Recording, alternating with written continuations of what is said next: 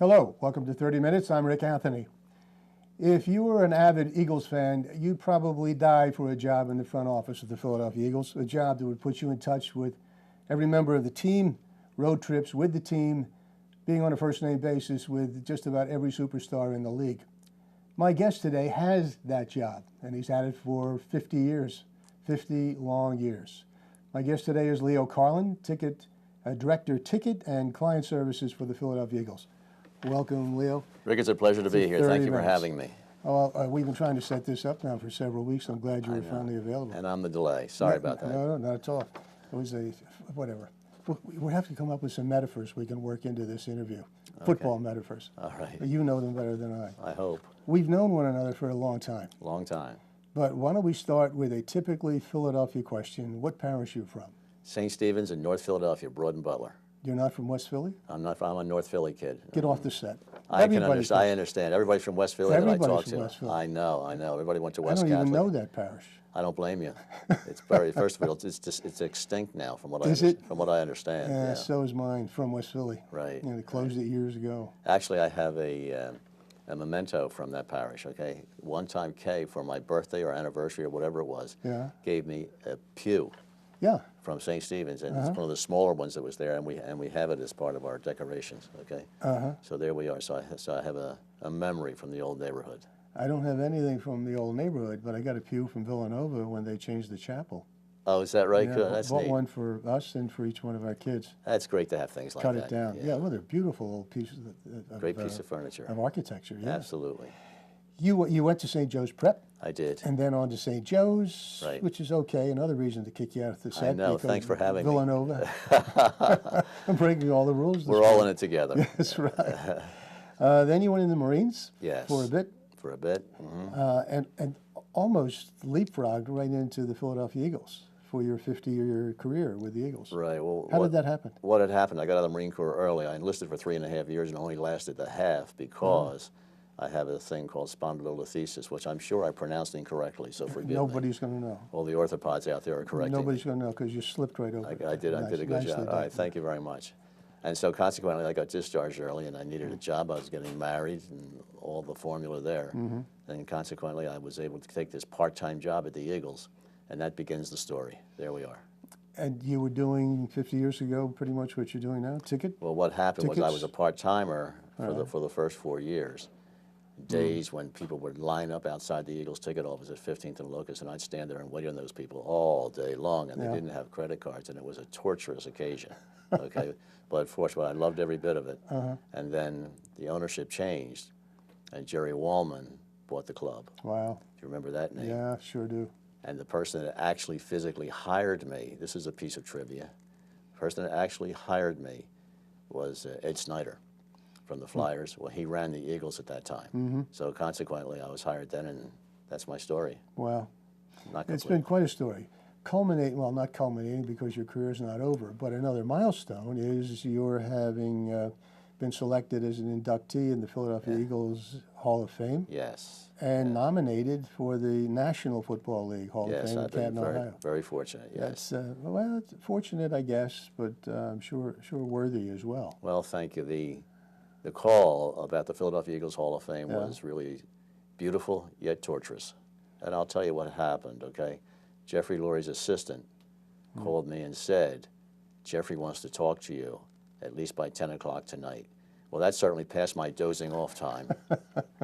Okay, but anyway, what happened was I was told that at 4 o'clock in the afternoon.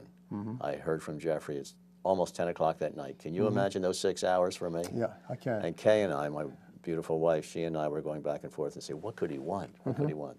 The call finally came in at 9:45, and he was gracious, humorous, sensitive, enjoyable. He gave me a list of things that he did not want, and I'm saying, I can't tell the boss to get to the point, okay?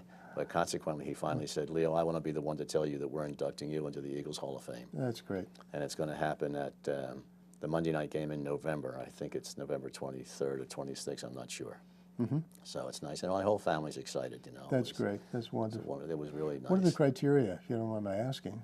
Well, I think the longevity has something to do with it, and there are some things over the years that I get credit for bringing technology into the ticket world, which I can assure you, even the interns has surpassed me now, okay?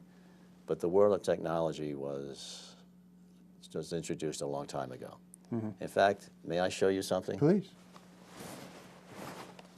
This is a ticket to a game I'll take it. in 1964. Wow. You may have a problem getting through the gate with it. Now, what I like to do is I say, take that ticket, okay? Yeah. Times that by 60,000 at the capacity, roughly, of the stadium. Times that by the 8 games. And we had to control every one of those little pieces of paper. So you can see where technology was somewhat needed. $5. Yeah, $5 in 1964. Yeah, that's right. That's unheard of. You can't even- $5. You have to have that laminated to protect it. Yeah, I have a couple of them, and Case put it in a little case for me. Yeah, so. That's marvelous. So. What's the average day in the life of a director ticket and client services with the Philadelphia Eagles? It would depend upon the time of year. Obviously, we're a little bit of a seasonal business, okay, but it depends upon the time of year. And I always like to try to impress people that preparing for a season can be more difficult than going through one. We had to get all the accounts receivable. We send out the billings, okay? We let all the people respond at a certain time. We try to make certain phone calls to them, take care of the marketing aspect of it, and many aspects of the data processing that is now an easy thing to do. We renew we used to have little pieces of paper to renew the people on their forms, but consequently it came with the technology now. We catch it up very quickly. We can cut off and then rebuild. So it's a whole, I would say, 8 months worth of an accounts receivable system involving the database, involving over 60,000 tickets. 60,000 ticket holders? No, the ticket holders. Actually, we have a 40,000 name waiting list, but the actual ticket holders, the accounts, are about 17,000. Holy smoke! 40,000 waiting? Yeah, it's on the waiting list.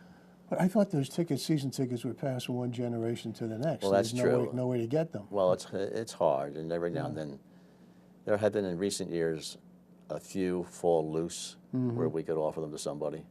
Not many. Fortunately, we've been very blessed that way. Of course, some of them are mad at us today after that game yesterday. Yeah.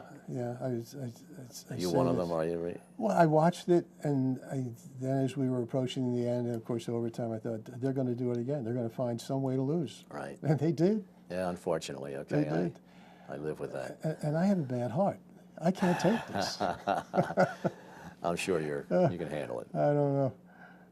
What do you think of the rest of the season? Or is that not a fair question? no. You continue to be optimistic. I am eternally optimistic. Every day when we go in there, I can walk past the practice. I don't watch it, okay, because I don't think that's fair. If I have to see somebody on the field, I do go out to the field. Maybe our PR director or one of the sports reporters are watching it. So I go out there and I converse with them a little bit. And there's still a great optimism. There's still a great enthusiasm. So I'm eternally optimistic. I think we'll be fine. But being so close to the team for such a long, long time, and I mean, there's a very close, intimate relationship I'm sure you have with all the people who have come through as well as today's players. How do you feel when the sports writers go after Andy and everybody else goes after just about everybody on the team? See, I know these people personally. Yeah. And I don't feel good at all when they get ripped up. I don't feel good from the standpoint that they're good people trying very hard. And as I say, I've mentioned to you that I have thoughts about what's under the helmet. I mean, sometimes like the person that's underneath that helmet is so often a very, very good person. And so I feel very bad if they get ripped up a little bit. Even though they deserve it. Oh, I'm going to have to avoid that one. Okay, we'll debate that one off air.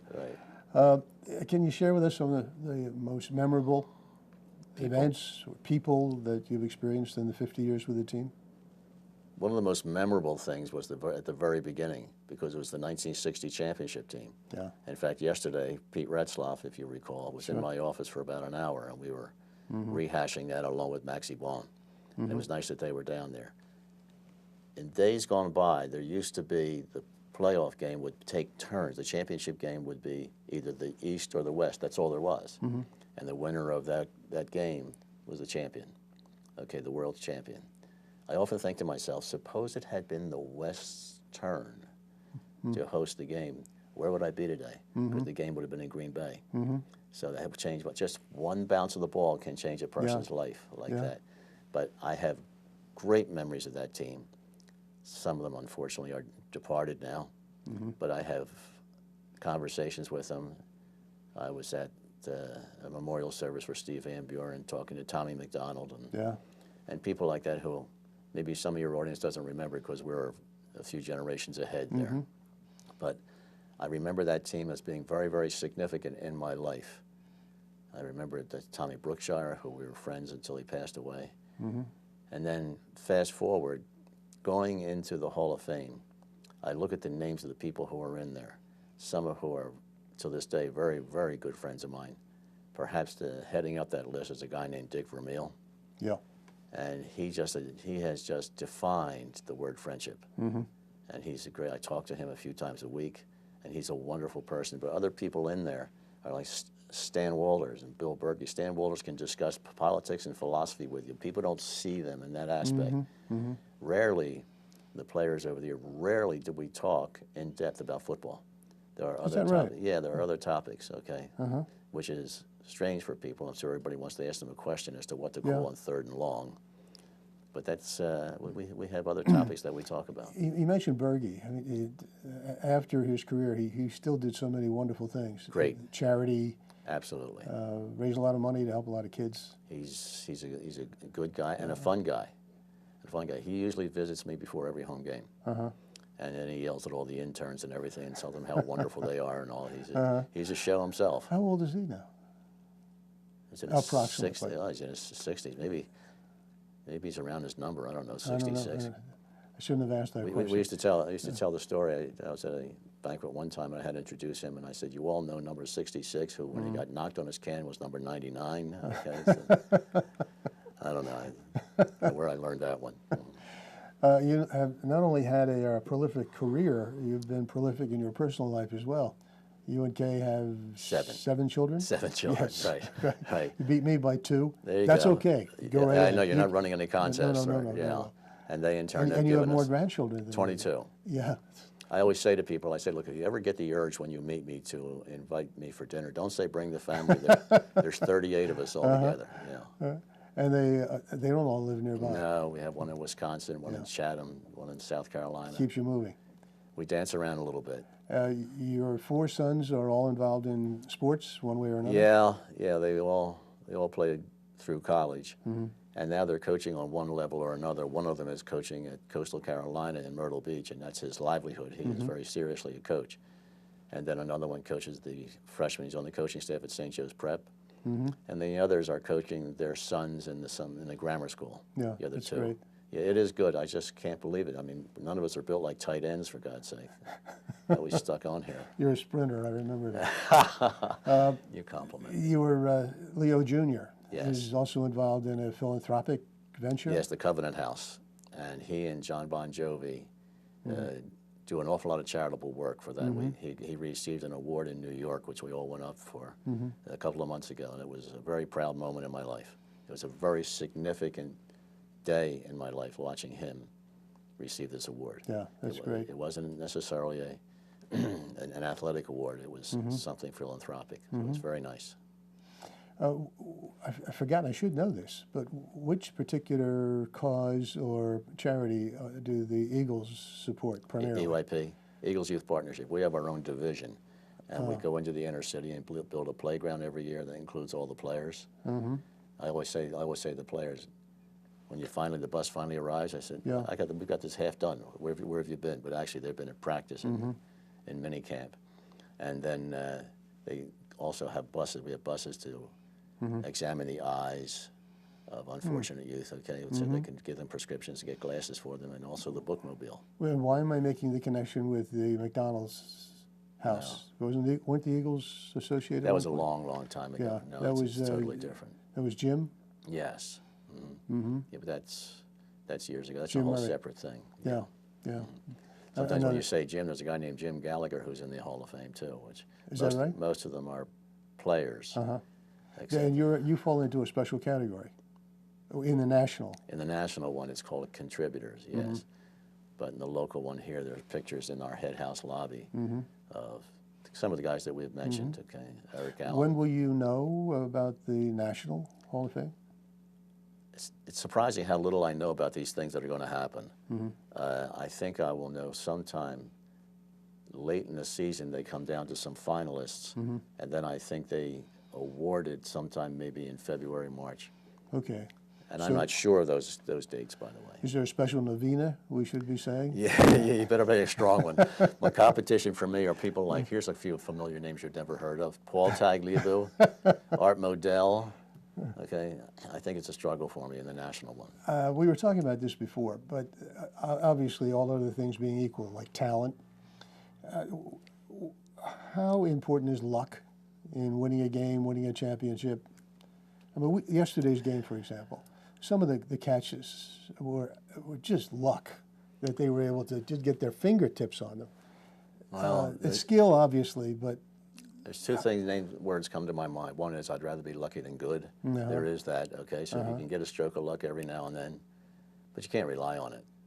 You can't rely on that. Then there's the other saying, I think it was by Tom Landry. He said, the person that wins is not necessarily the best team. They're the healthiest. So that has a little bit to do with it, too. Yeah. Sure. Yeah. So luck, I don't know. Helps to be prepared. How has the game changed over the years? The business of the game has changed dramatically. As I tell people, there's 100 yards out there, and that's the only similarity, because the world of marketing has taken over and has done a wonderful job, too, because it marketed this throughout the world, really. And so it has, the players are bigger, stronger, faster.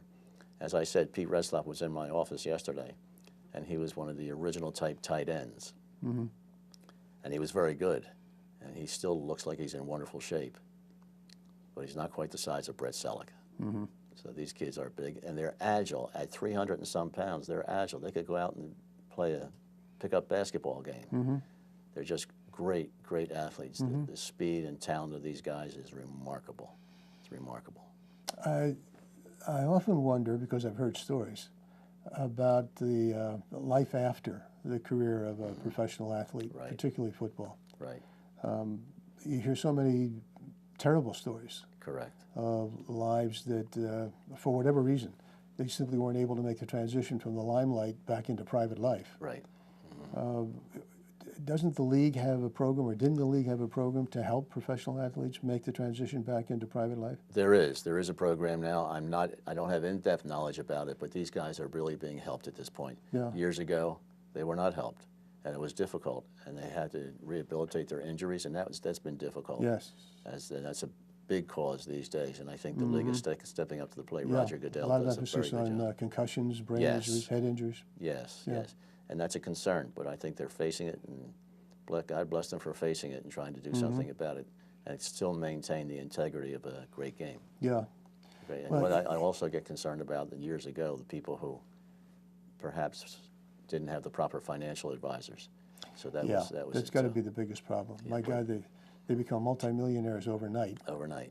have more money than they know what to do with, At the and age of everybody wants a 22. piece of them. Right. Yeah, Yeah. right. At the age of 22. Yeah. Right. But by the same token, these days, most everybody's being handled very well. They are by professional money By managers and by professional managers. Yeah, most of them are. There's going to be somebody that slipped through the cracks, you know, but for the most part, I don't hear as much anymore.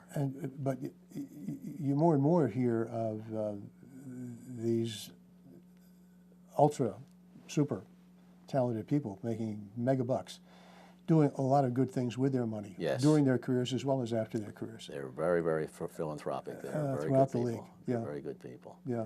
I had, can I tell you a story about one of my favorite players? Please. Okay. In Veterans Stadium, the ticket office had a lobby, and players were picking up their tickets. I'm telling you this because he's a very good guy. He's a very good person. And the players were in line there picking up their tickets, and some of the young interns were waiting on them. And the guy in the back of the line said to me, "Hey, mister, hey, buddy," he called in the ticket office because I had just walked out. He said, "I like your shirt." I said, "Thanks." It was dressed down Friday. I said, "Thanks," and I ignored him. He said, "Can I have it?" Now, this player happens to be 6'6". In case you hadn't noticed, I don't fill up that much of the space. I said, "No, you can't have it." He said, wait a minute, suppose I score a touchdown on Sunday. And I said, well, I'll think about it. He didn't stop. He said, suppose I scored the winning touchdown on Sunday. I said, you got it, kid. And then I disappeared, okay? Now you know what I'm going to say. Here comes Sunday. Yeah. We're down by about 3 or 4 points. Okay, Rodney Pete is taking the team down the field we're playing the Dallas Cowboys on national television on a Sunday afternoon, okay? And we're behind, and he's taking the team down the field. Chad Lewis gets in the game for one play. One play. He gets in.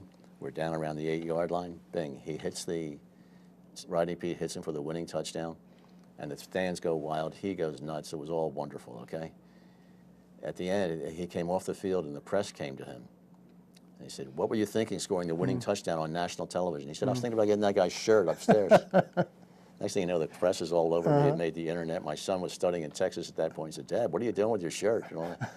And Chad and I have become incredible friends. He actually wrote a book, and he came in to have a book signing. Excuse me. So he had a book signing, and he made me go with it. Excuse me. And he made me go with him. Now, picture yourself out there looking at Chad Lewis, 6'6", and me. He would take the book, sign it for some young kid, and wouldn't give it back to him. He'd give it to me. And I would say, Leo Carlin, page 186. That's how they know, excuse me. I'm sure you have many, many, many wonderful stories of people like that. Good people. Who were significant in your life, as well as the team and their teammates. What's the toughest part of your job? Saying no. Saying no? I have no qualms about that. No. Everybody who comes to me, I do my best for. And when I can't fulfill their request, that's hard for me. I feel for that. With special requests for tickets or For special tickets, and that may be somebody with a family situation. Yeah. Special seats could be. Yeah. There are all kinds of excuses and reasons out there, but that's my difficulty. Did you live for sports? Did I live with sports? No, do you live for sports? Outside of my family? Yeah. Football's number one, but the other sports are not number two. No. Number two is the theater. The theater. I'm a big bug on Les Miserables and Phantom of the Opera. I love it. But you don't sing, you don't perform, you don't draw, you don't dance. You're just a spectator. Oh, you do dance? No. God forbid I try any of those things. God forbid.